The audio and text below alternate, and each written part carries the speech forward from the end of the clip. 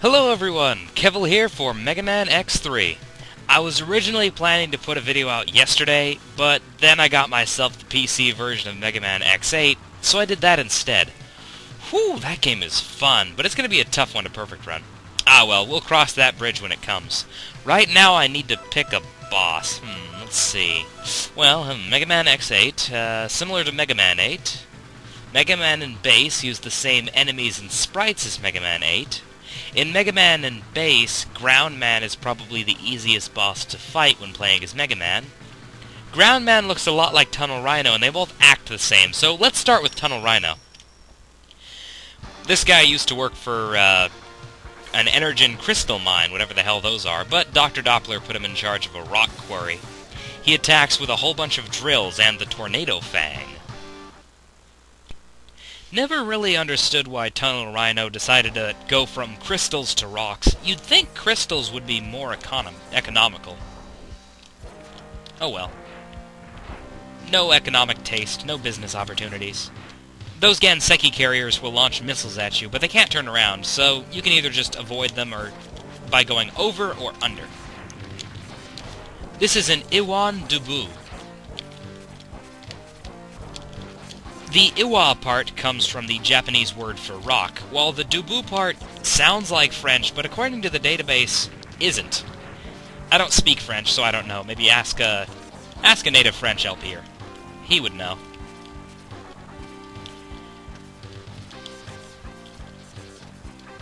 Ooh, yay, sub-tank. And ignore those little crabs, because they're not important. Moving into this little boss room, you will find nothing. After you've defeated 2 Mavericks, and again after you've defeated 6 Mavericks, you'll have to fight the Nightmare Police. Kinda like the X-Hunters, except they're not optional, and there's only 2 of them. That was a drimole-w, and this is a drill weighing. Similar to the bar weighing, except with drills instead. You can only hurt the drill weighing at its head area, see? And it can also hurt you at its head area. Mindful of the boulders here.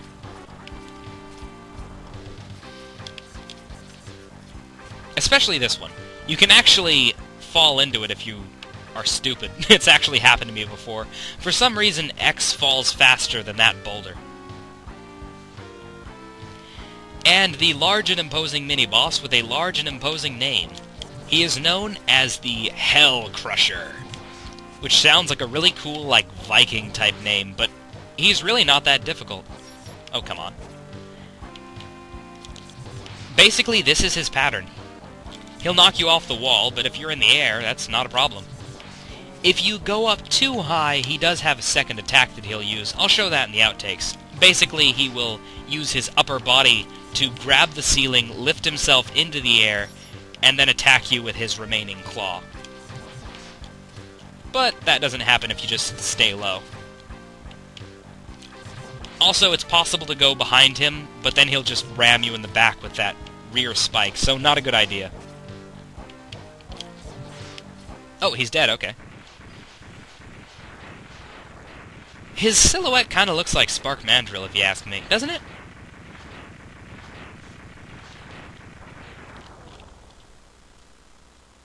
Oh boy, sub-tank energy. Pfft.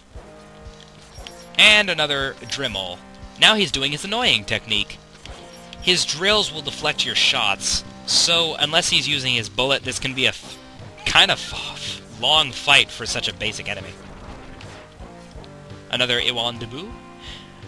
Those things can actually regenerate their rocks using electromagnets.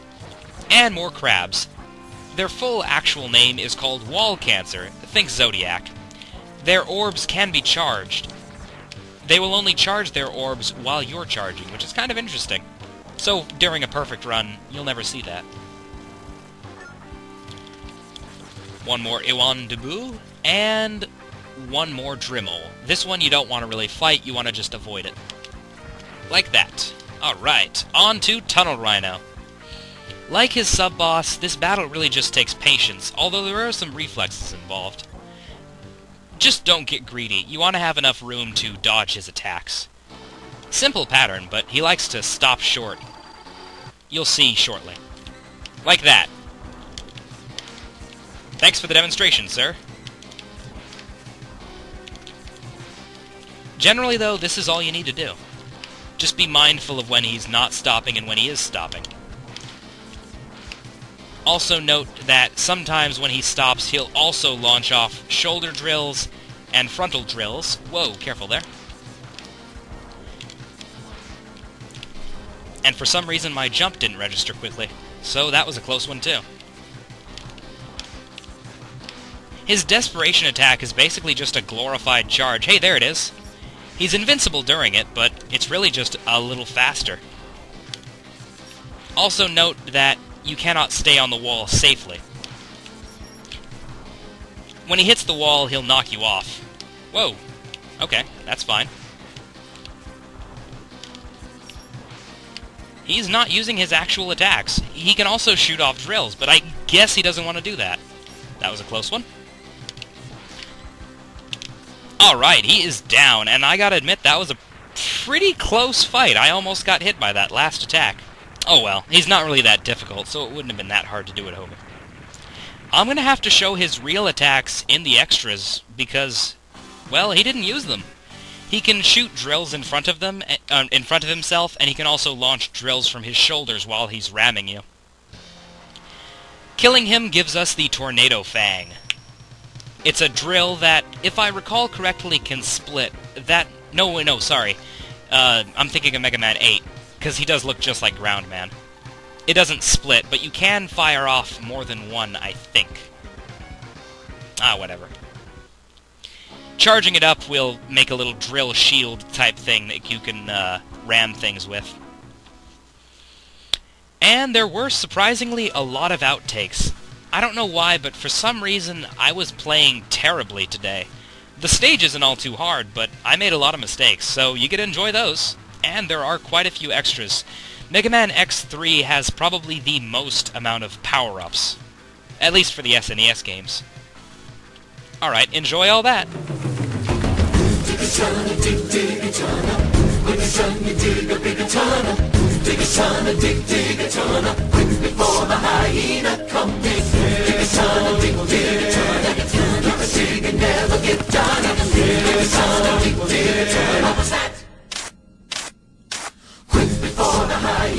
Bit of proof of concept here.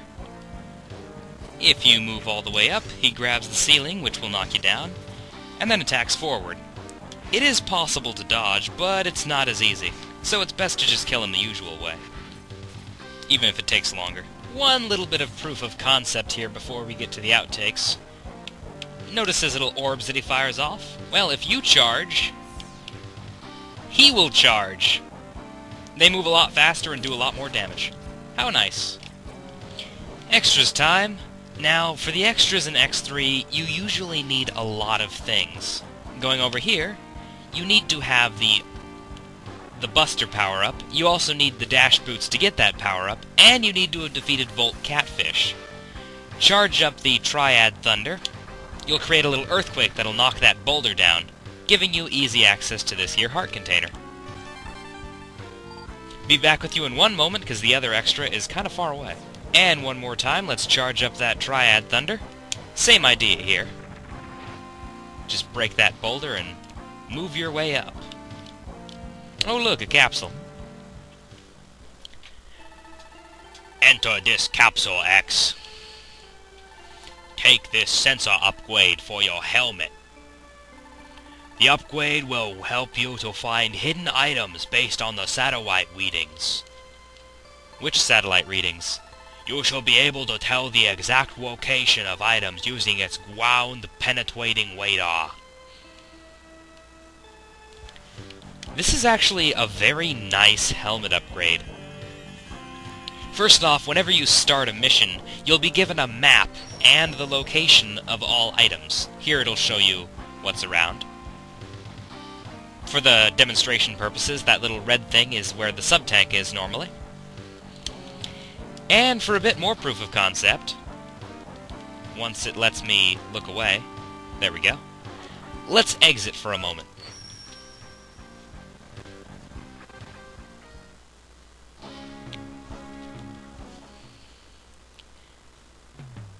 Now, next to every boss, you can see what is in the stage that you still need to get. Life up, change F, question marks. Life up, change K, question marks. Life up, arm tank, etc. Pretty interesting. It's probably my favorite of the sensor upgrades. And that's all for now, so on to the outtakes. Iwa means rock in Japanese.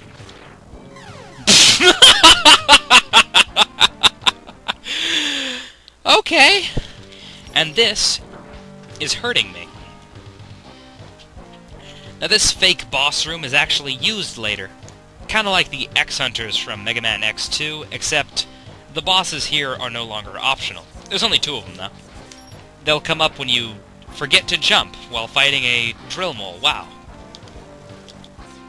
Another drill weighing. Whoa! Oh, yeah, sure. Bash straight into the drill there. And some more wall cancers back there. Which, come on. Oh, dear. Darn it! Ah, too high. That wasn't cool. Yeah, he can gravitate his rocks towards himself. Ugh. Careful when that thing is recharging its rocks, because they can hurt you. And mindful of this here drimole. Gotta just get hit by it. Right, okay, wonderful. And one more enemy to deal with here. A very, very badly positioned drimole. Oh, bummer! Curse you! There's his desperation move. Where's your actual attack, darn you? Okay. Seriously? Okay, then. Oh, come on, I didn't dash jump. That's just sad. Whoa! And mindful of when he decides to just stop randomly. Also mindful of when you decide to not jump and just walk off the wall instead like an idiot. Whoa! Yeah! When he stops, that can cause some issues. This guy really wasn't too hard, but for some reason today, I was just playing terribly. It took a lot longer than I expected. I'll try and be fair on the analysis. I gotta make sure I don't rate him too high based on my own errors. When all is said and done, I can't give him more than a 1 out of 10. The stage is no problem at all. Almost every single one of the mistakes I made was my own fault. The mini-boss, he's easy. The boss fight itself, there's no chance there. It's just a matter of jumping back and forth across the room, and, well, that's easy. I think really the only outtakes that were a genuine result of difficulty came from that last drimole.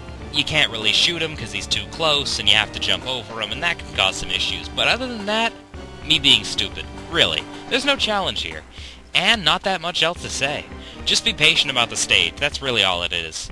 Patient about the boss, patient about the mini-boss, all that good stuff. I hope you enjoyed the video, and I hope you tune in next time. This is Kevvl, tunneling out. Ciao!